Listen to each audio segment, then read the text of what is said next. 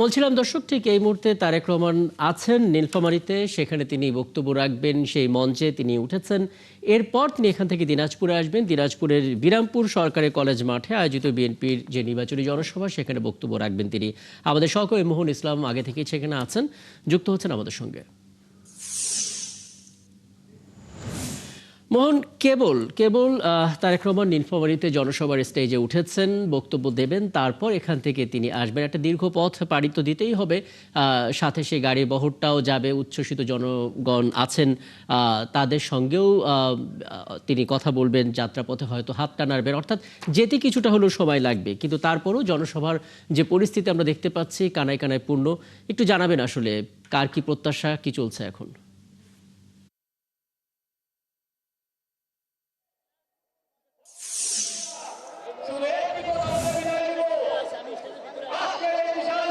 রাকিব, আপনি যেমনটা বলছিলেন যে বিএনপি চেয়ারম্যান তারেক রহমান নীলফামারীর স্টেজে উঠছেন, হয়তো অল্প সময়ের মধ্যে উনি ওনার বক্তব্য দেবেন।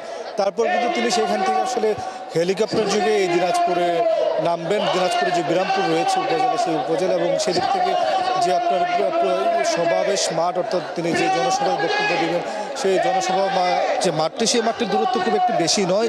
সেই জায়গায় বলতে গেলে যে হয়তো 2টা 20 মিনিটে এখানের শিডিউল টাইম দেওয়া ছিল, সেই টাইম থেকে একটু দেরি হতে পারে। কিন্তু এরই মধ্যে কিন্তু বিএনপির যে নেতাকর্মীরা রয়েছে দিনাজপুর জেলার, তারা কিন্তু এখানে এসে মাঠ কানায় কানায় পরিপূর্ণ করে ফেলেছে। যে সরকারি বিরামপুর যে কলেজটি, সেই কলেজের মাঠ কিন্তু এখানে বিশাল একটি মাঠ।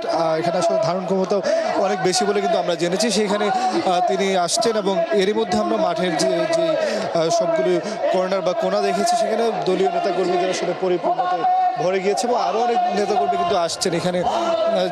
বিরামপুর অর্থাৎ দিনাজপুর 6-এর যিনি বিএনপির ধানের শীষের প্রার্থী রয়েছেন এজেডএম জাহিদ হোসেন, তিনি কিন্তু তার বক্তব্যে বারবার বলছিলেন যে বিএনপি চেয়ারম্যান এখানে আসবেন এবং এর ফলে তাদের যে নির্বাচনী বৈতরণী, সেই নির্বাচনী বৈতরণীটা হয়তো একটু সহজ হয়ে যাবে। আপনি জানেন অল্প কয়েকদিন বাকি রয়েছে নির্বাচনের প্রচারণার, আর হাতে গোনা কয়েকদিন বাকি। এই প্রচারণা অল্প কয়েকদিনের মধ্যে কিন্তু তারেক রহমান দ্বিতীয়বারের মতো এই উত্তরাঞ্চলে এসেছেন এবং ঠাকুরগাঁও নীলফামারী শেষে দিনাজপুরে এখানে বক্তব্য রাখবেন। এবং বলে রেখে যে দিনাজপুরের সাথে তারেক রহমানের কিন্তু আরেকটা সম্পর্ক রয়েছে। এখান থেকে বেগম খালেদা জিয়া, তার মা এবং বিএনপির চেয়ারপারসন প্রয়াত, তিনি কিন্তু নির্বাচন করতেন এবং এখান থেকে কিন্তু বারবারই তিনি নির্বাচিত সংসদ সদস্য হিসাবে আপনার সংসদে গিয়েছেন। এখানে নির্বাচনে কখনো বেগম খালেদা জিয়া সব আসনে সবসময় পাশ করেছেন। সেই ধারাবাহিকতায় কিন্তু দিনাজপুরেও তার সেই রেকর্ডটি অক্ষুণ্ণ রয়েছে। সেই জায়গায় বলতে গেলে যে সেই যে রেকর্ড, এবং পাশাপাশি তারেক রহমান দিনাজপুরে আসছেন, দিনাজপুরে বক্তব্য রাখবেন দলের চেয়ারম্যান বক্তব্য হয়তো যারা ভোটাররা রয়েছে,